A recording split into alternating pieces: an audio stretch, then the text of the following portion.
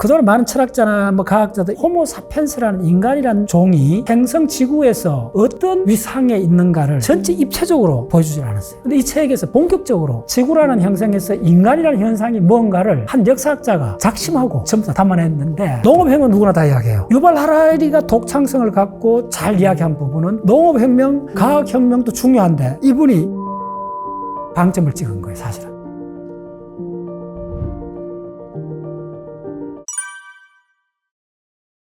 사피엔스는 총균세하고 영향력이나 위상이 다릅니다. 더 포괄적이고 한 단계 더 높다고까지 이야기할 수 있는 책이에요. 저 가까운 독서를 굉장히 많이 한 분도 사피엔스 처음 나왔을 때 저한테 했던 말이 기억이 나요. 사피엔스 책은 압도적이다, 대단하다. 그래서 저도 적시 읽었어요. 읽고 나온 그 해도 사피엔스를 갖고 강의를 몇 군데 했어요. 쭉 해본 관점으로 사피엔스는 스케일이나 그 다음에 디테일이나 필력, 저술의 이런 것들이 한 획을 껐다 할 정도로 대단한 책입니다. 그건 다 인정합니다. 사피엔스 저자가 그때 썼을 때가 한 40대 초반이었잖아요. 많은 지식인들이, 많은 좀 공부하는 사람들이 억했죠. 40대 초반에 이스라엘에 있는 역사 교수가 이 책 한 권으로 그냥 전 세계에서 아주 기라성처럼 부쩍 써버렸죠. 그동안 많은 철학자나 과학자들 호모사피엔스라는 인간이라는 종이 행성 지구에서 어떤 위상에 있는가를 전체 입체적으로 보여주질 않았어요. 근데 이 책에서 본격적으로 지구라는 형상에서 인간이라는 현상이 뭔가를 한 역사학자가 작심하고 전부 다 담아냈는데, 단 요것도 조건이 있어요. 이 사람이 담았는 거는 역사 관점에서 특히 인간의 문화까지 이루는 데서 세 가지 기폭제가 일었던 인지혁명, 농업혁명, 과학혁명, 요 세 가지 기둥을 세우고 지금 가상세계까지를 설명한 책이에요. 간단히 한마디로 표현하면. 그런 관점에서 세 가지 기둥은 누구나 다 이야기를 하는 기둥이에요. 근데 그 마지막에 과학혁명이라 해도 되고 산업혁명으로 바꿔도 돼요. 일반적으로 산업혁명을 많이 이야기를 해요, 역사하는 사람들은. 근데 과학혁명이 또 같이 연계되어 있어요. 그러면 농업혁명은 누구나 다 이야기해요. 유발 하라리가 독창성을 갖고 잘 이야기한 부분은 농업혁명, 과학혁명도 중요한데 이분이 인지혁명에 방점을 찍은 거예요, 사실은. 이게 다른 전문가들이 그거에 확 이렇게 하기 어렵거든요. 인지혁명에 많은 이야기를 하고 싶으면 사실은 브레인과학을 좀 알아야 돼요. 역사에서 인간의 인지, 인간의 기억, 인간의 판단, 인간의 감정이 어떤 역할을 했는가까지 다 꿰뚫어 봐야 되거든요. 근데 유발 하라리가 대단한 게 역사학자인데, 제가 브레인을 공부한 입장에서 이렇게 쭉 봐도 브레인을 상당히 인지과학을 많이 인용을 해요. 굉장히 통찰력 있게 잘해요. 근데 조금 아쉽게는 물리학이나 우주적인 이야기가 좀 들어가면 좋은데, 왜 그러냐면 인지를 이야기하면 가상세계를 이야기해야 되잖아요. 가상세계를 이야기하면 그 마성꼴로 있는 리얼 월드, 우리가 봤는 우리 우주를 마성꼴로 보여줘야 되거든요. 그러려면 사실 전편에 할 때 입자물리학에서부터 지금 산업혁명 이후에 고전물리학에서 연력학, 양자역학, 그 다음에 생물학이 태동하면서 분자세포 생물학에서 지금 어마어마하게 우리 인체의 신비가 거의 다 밝혀지고 있는 거잖아요. 1990년도 브레인과학이 불거졌잖아요. 브레인과학이 확 불거지면서 그 다음에 반도체 혁명이 일어났잖아요. 인간의 인지 시스템이 실리콘이라는 광물 속으로 스며들어갔잖아요. 그래서 바로 컴퓨터부터 해서 IT 혁명이 일어났잖아요. 그 끝에 지금 가상세계까지 왔잖아요. 그러려면 반드시 이야기되는 게 실리콘에 우리 인지 시스템이 스며들어가는 과정을 이야기를 해야 돼요. 이건 사이드 이야기가 아니에요. 그런 점이 공학이나 이쪽을 안 했던 분이기 때문에 통찰력은 대단해요. 어떤 그 들어가는 어떤 과학적 내용이나 어떤 내용 자체보다도 이만한 스코프로 이만큼 촘촘하게 손에 잡힐 듯이 설명했고, 그중에 특히 인지혁명을 했다는 데서 진짜 박수를 보낼 만큼 통찰력이 있었어요. 그 인지혁명에서 왜 칭찬을 많이 하느냐 하면 개념에 대해서 어마어마한 많은 이야기를 해요, 이 사람이. 상상이라는 그거거든요. 언어가 전부 다 개념이거든요. 언어를 통한 개념을 우리가 말을 통해서, 문자를 통해서 공유를 하잖아요. 그래서 개념이 출현하고 개념을 공유했다는 거예요. 그래서 공유된 개념이 출현했다는 거예요. 그래서 이 사람 출발은 공유된 개념에서 시작을 해요. 개념을 공유했다는 말이 이 책에서 가장 중요한 개념 중에 하나입니다. 그 말은 뭐냐 하면, 자, 그대로 돌아가 봅시다. 우리가 문자가 출현한 게 한 5,000년 전입니다, 대략. 지금 또 인류는 거의 50% 이하가 문명자입니다. 80억 인류의 반 정도가 40억이 문자를 사용하지 못합니다. 자, 우리도 100년 전으로 돌리면 우리나라 사람들이 몇 %가 한자를 마음대로 쓸 수 있겠어요? 선비들이나 일부 계층들밖에 아닙니다. 그대로 가면.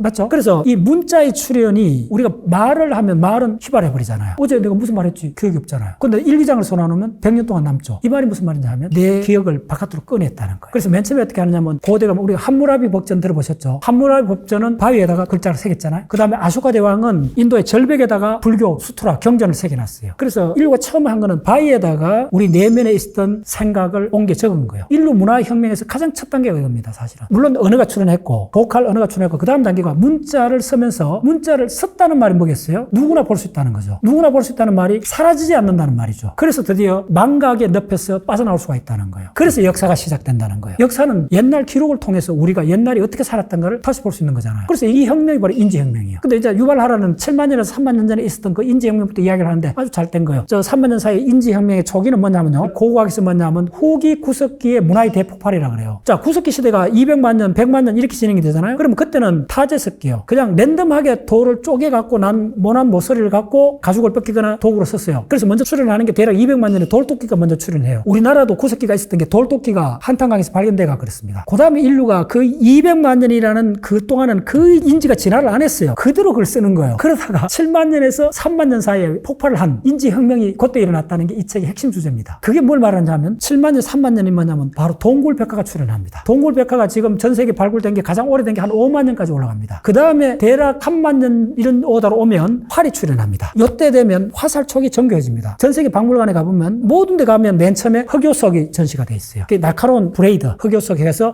그 신석기 혁명이거든요. 그래서 신석기는 나라마다 다릅니다. 지역마다 다른데 우리나라 같으면 한 5천 년 뭐 이렇게 들어오고 7만 년에서 3만 년은 구석기입니다. 상당히 전 지구적으로. 구석기 200만 년 같으면 구석기의 후기 부분이요. 후기 구석기의 문화의 대폭발은 크게 가장 중요한 게 뭐냐 하면 동굴백화의 출현이요. 동굴백화의 출현은 수술을 하고 한 게 있어요. 최초의 종교적 심상이 일어난다는 거예요. 그 다음에 뭐가 되느냐 하면 그게 10,000년, 15,000년 이쯤 오면 농업혁명이 일어나요. 그전에는 농업혁명 이전에 구석기 시대나 신석기 시대는 기본적으로 어떻게 봐야 되느냐면 동물하고 인간이 대등한 관계에 있다는 거예요. 그래서 우리가 당구 신화를 보면 곰에서 사람이 돼버리잖아요. 이게 단순한 신화가 아니라는 거예요. 좀 전에 다큐멘터리를 봤는데 굉장히 충격적인 다큐멘터리예요. 다큐멘터리를 보면 실제 필름이 있어요. 곰을 이누이 쪽이 저 시베리아에서 쪽에서 동네에서 잡아와갖고 어린 곰을 키워갖고 몇십 년 키워요. 그런데 어느 날 그 곰을 죽여요. 어떻게 죽이냐 하면 동네 사람들 전부 다 울면서 살을 쏘요. 그리고 곰을 잡으면 곰국을 해갖고 다 마셔요. 그런데 그 다큐멘터리에 그날 밤에 얼음집 말고 가죽으로 만든 텐트가 있잖아요. 할머니가 늙으면 먹을 거 없잖아요. 식구가 줄여야 되잖아요. 그래서 제 발로 걸어나가요. 밤에 자식들 아들이 잠자고 있을 때 빠져나가고 서론에 나가요. 서론에서 얼어 죽어요. 그 자식들을 위해 갖고 먹을 게 없으니까. 그러면 아들이 그 다음날 가서 어떻게 하느냐 하면 어머니 상자하고 꺼내놔요. 곰이 와서 잘 먹도록. 지금 봐도 가슴이 섬찟하고 참 그런 느낌이 들어요. 그게 뭐냐 하면 그 곰을 신처럼 모시는 거예요. 먹고 살기 위해서 곰을 죽였잖아요. 그런데 우리도 죽으면 곰이 먹도록 해주는 거예요.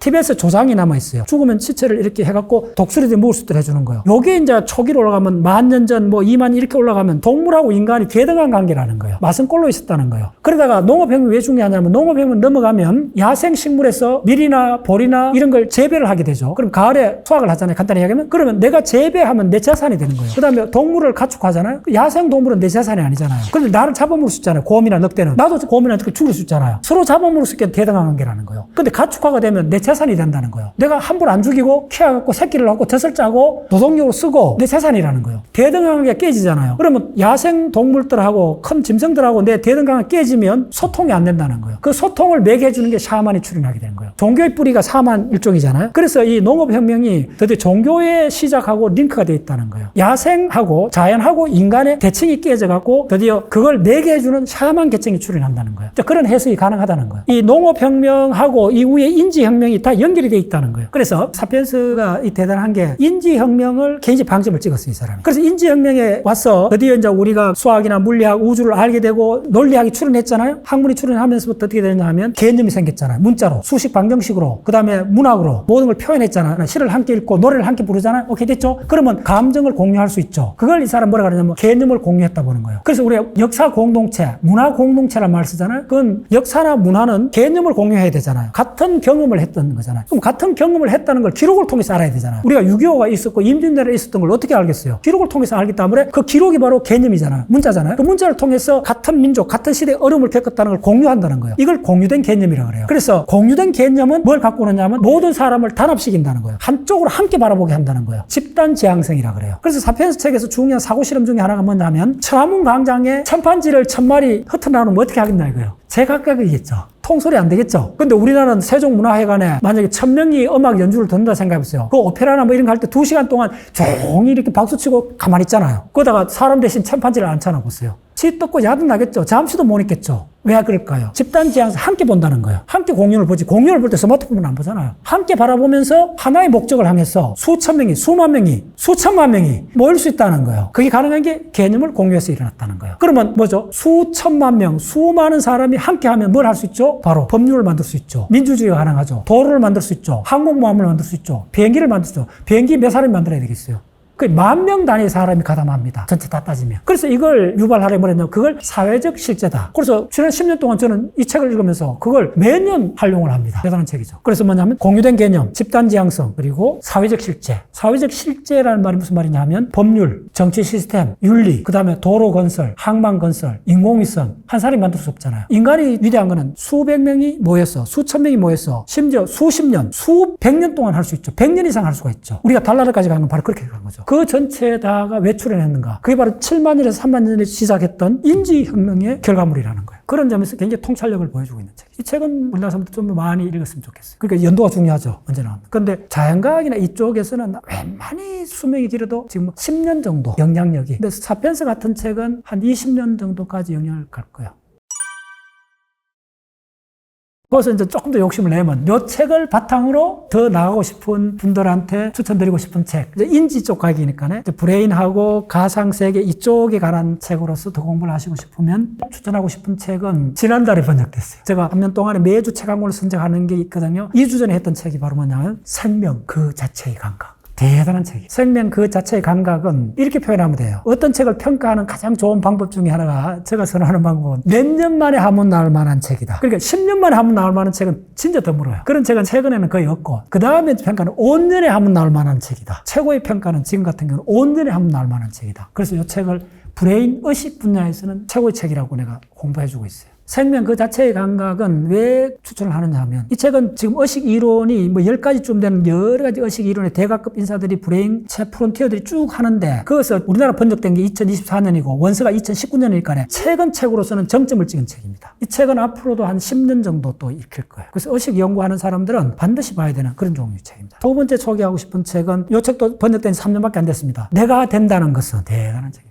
아닐세스가 쓰는 책인데 그 사람이 아닐세스가 했는 유튜브가 동영상이 조회가 1000만회가 조회됐어요. 전 세계에 영향을 끼칩니다. 아닐세스 책. 그 다음에 세 번째 책이 우리 몸의 연대기. 우리의 몸의 연대기는 왜 중요하냐면 요거는 총균세하고 같이 읽어도 좋고 사피엔스 책을 읽고 나서 요 책을 같이 결합하면 생물학 관점에서 우리 몸이 어떻게 진화해왔는가, 왜 지금 같은 얼굴 형태가 됐는가, 왜 이런 형태로 됐는가를 쭉 했는데 이 책은 하버드 대학의 인간 진화학이라는 게 있어요. 인간이 어떤 식으로 진화되어 왔는가. 그러니까 사피엔스 책하고 딱 궁합이 맞죠. 사피엔스는 지구라는 행성에서 인간이라는 현상이 어떻게 출현했는가 사피엔스잖아요. 인간이잖아요. 그래서 인간 몸의 연대기는 바로 우리가 어떻게 해서 지금 같은 몸이 되었는가. 굉장히 엄밀한 책입니다. 이런 책은 사피엔스 책에서 한 발 더 나갈 수 있게 해주는 책입니다. 자, 그 다음 네 번째 책은 기독교에 관한 책인데 단순한 종교 책이 아니고 제가 그리스 터키를 가면서 한 10권의 책을 강의를 했거든요. 갔다 와서 더 탐색을 하다가 발견한 책인데 기독교의 발흥이라는 책이 있어요. 발흥이란 말은 폭발적으로 일어난단 말이거든요. 그래서 종교를 역사적으로 연구하는 학자예요. 그래서 기독교가 지금 한 대략 20억 정도 잖아요. 세계적으로 굉장히 큰 종교가 됐잖아요. 근데 유태교에서 기독교가 나왔잖아요. 예수를 통해서. 그 이전에는 예수가 이제 복음을 내세우면서 그렇게 됐잖아요. 예수의 그 전체를 바울이 복음으로 해석을 하면서 기독교가 만들어지잖아요. 대충 그렇게 이야기를 하고 있어요. 굉장히 중요한 게. 그래서 가장 초창기 기독교도가 몇 명 정도 됐고 그 다음에 기독교 공인했던 콘스탄티누스 대제의 밀라노 칙령에서부터 기독교가 로마 제국의 등을 타고 로마 제국이 그때 세계 제국이잖아요. 그렇게 되는 과정에서 기독교 인구가 어떤 식으로 늘어나서 로마를 거의 완전히 장악하게 됐는가를 사회과학적으로 초기 기독교 인구 하나하나를 측정을 해갖고 그게 왜 이렇게 증가했는가를 밝혀낸 이쪽 분야에서는 세계적 역작입니다. 그 책에 보면 이 저자가 여러 가지 현대적 모델을 갖고 연구를 해요. 그 중에 모델 중에 갖고 몰몬교, 또 놀랍게도 우리나라 통일교. 이 사람 미국 학자인데 어떻게 하냐면 통일교 신도를 친구로 삼아갖고 통일교와 교세를 어떤 식으로 확장했는가. 또 몰몬교 친구가 있잖아요. 몰몬교가 어떻게 증가하게 됐는가를 실제로 내가 체험을 해요. 교세가 어떻게 확장이 되고 교리를 어떻게 전파하고 하는 그 과정 메커니즘을 찾아낸 거예요. 그래서 기독교가 기적적으로 이렇게 된 게 아니고 기독교가 유대교에서 노말한 사회 속에서 어떻게 확산되고 세계 종교로 바뀌었는가를 종교학적인 관점이 아니고 사회학 관점으로 이게 어떤 단계를 거쳐서 이렇게 폭발적으로 일어날 수밖에 없는 그걸 보여준 거예요. 그래서 이런 책을 딱 읽고 나면요. 종교나 이런 모든 사회 현상을 보는 통찰력을 얻을 수 있어요. 굉장히 엄밀한 책이에요. 기독교의 발흥. 그 다음에 또 문학 쪽에서 또 한 권을 소개드리면 무한하수라는 책이 있어요. 무한하수라는 거 하스라는 게 꽃잎이 나는 순서거든요. 그게 이제 식물학에서 뭐 다루는데 이걸 이성복 시인이라고 우리나라 시에 대한 강의를 오랫동안 대학에서 하신 분이에요. 또 이성복 시인의 시집도 대단해요. 뭐 구르론 도론 이끼를 끼지 않는다 그 시집하고도 그렇고 남의 건산이라는 시는 굉장히 그 아름다운 시도 많이 썼고, 이제 정년 퇴임하신 분인데 제가 한 2분 정도 만나봤어요. 그래서 만나 초청도 하고 그랬는데, 이성복 시인의 학생들한테 시에 대한 이론을 강의했던 걸 강의 노트 같은 걸 다시 엮은 책인데 아주 짧은 책입니다. 짧은 문장으로 돼 있어요. 그래서 무한하수를 저는 거의 한 5번 정도 읽었어요. 근데 읽는다는 표현은 좀 틀려요. 뭐 자기 전에는 마음이 갑자기 당길 때 그 책을 딱 꺼내갖고 쭉 읽으면 다 읽으면 한 3시간, 2시간 다 읽어요. 어린 왕자 같은 책이에요. 그래서 그 하나하나를 거의 뭐 어떤 거는 하루를 머금어야 돼요. 근데 그 책이 작년도에 영어로 번역됐습니다. 서구 문학계에서도 굉장히 주목하고 있어요. 그래서 그런 책은 단순한 문학에 대한 안목을 키워줄 뿐만 아니라 브레인 과학에도 인간이 어떻게 표현을 하고 시의 본질은 뭔가, 감정을 어떻게 표현하는가, 이런 것들을 굉장히 많은 힌트, 통찰력을 얻은 책이에요. 그래서 읽고 또 읽고, 그래서 뭐 한 번 봤다 이렇게 되는 게 아니에요. 그런 거는 5년, 10년에 걸쳐서 옆에 두고 다른 공부할 때도 계속 봐야 되는 책이에요. 이런 걸 이제 명제라 그래요. 그래서 내가 5권 명제를 이야기 드린 거예요.